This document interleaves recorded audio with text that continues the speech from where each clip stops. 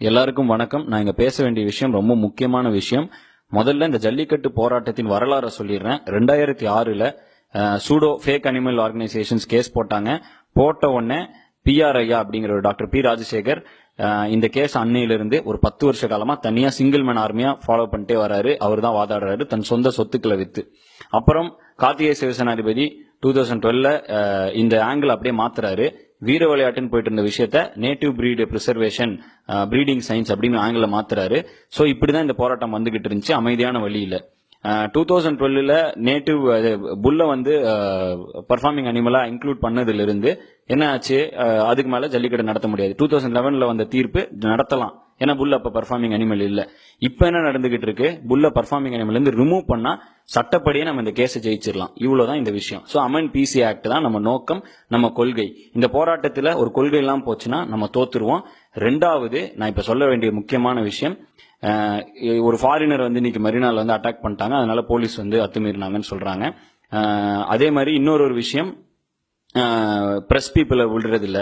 ஒன்னு கொஞ்சம் ஸ்மார்ட்டா யோசிச்சு பாருங்க.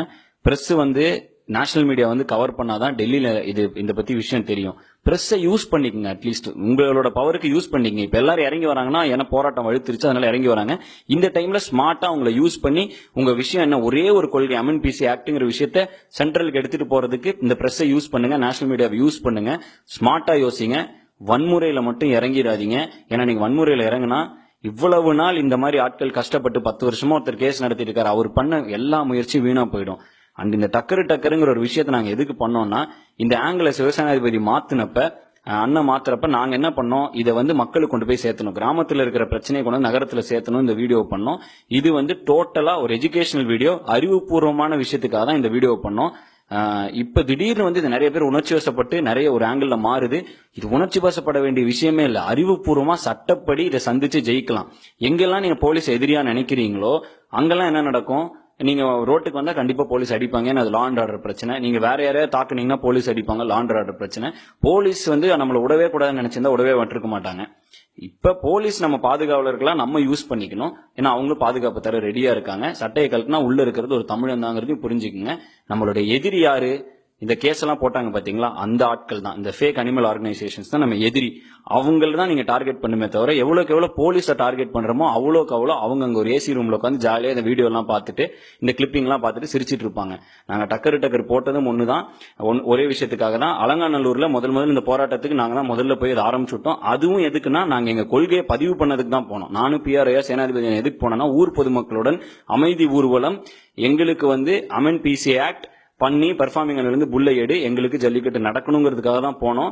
அது திடீர்னு அங்கிருந்து வேற ஆங்கிள் அந்த போராட்டம் மாறிச்சு. பிஆர்ஐ எங்களை உடனே கிளம்பு, இது உணர்ச்சி வசமான போராட்டமா மாறிட்டு இருக்குன்னு எங்களை அனுப்பிச்சு விட்டாரு. முடிஞ்சு மெரினாக்கு அதே தான் அட்ரஸ் பண்ண, அமைதியா இருங்க அப்பதான் ஜெயிக்க முடியும்னு.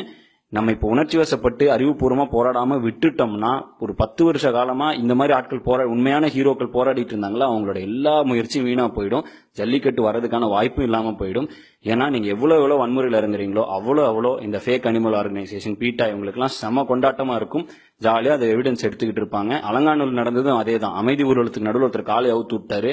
போலீஸ் எல்லாரையும் அடிச்சு விரட்டினாங்க. கொஞ்சம் யோசிச்சு பாருங்க, அந்த காலை யாராவது குத்தி இருந்துச்சுன்னா பீட்டா அதை அழகா வீடியோ எடுத்து அடுத்த வருஷம் ஜல்லிக்கட்டு விடாம பண்ணிருப்பான்.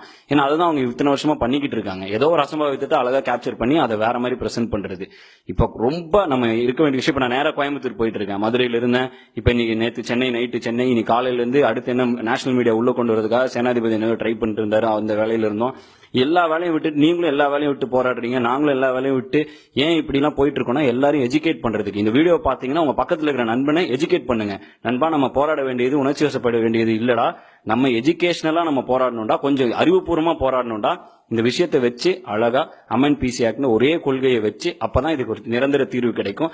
நமக்கு தேவை யாரும் சாவடிக்கிறது இல்ல, நிரந்தரமா ஒரு தீர்வு வேணும், ஜல்லிக்கட்டு வேணும். அதுக்கு let us remove bull from the performing animals அப்படின்னு சொல்லி அமெண்ட் பிசி ஆக்ட்னு சொல்லி ஒரே கொள்கையை ஒரே நோக்கத்தோடு போக்கஸ்டா அமைதியா போராடினா இதுக்கு நிரந்தர தீர்வு கண்டிப்பா உண்டு. எனக்கு புரியுது, எல்லாரும் ஃப்ரஸ்ட்ரேட் ஆகிறோம், நானே ஃப்ரஸ்ட்ரேட் ஆகிட்டு தான் இருக்கேன். இப்ப இங்க இருந்து கோயம்புத்தூர் போற வழியில் ஏதோ தோணும், அந்த மாதிரிலாம் நடக்கும். பட் என்னதான் இருந்தாலும் நம்மளோட நோக்கம் வேணும்னா அமைதியா இருப்போம், அமைதி காப்போம், அறிவுபூர்வமாக போராடுவோம், நிரந்தர முடிவை நோக்கி. ஜல்லிக்கட்டு வேண்டும். நன்றி, வணக்கம்.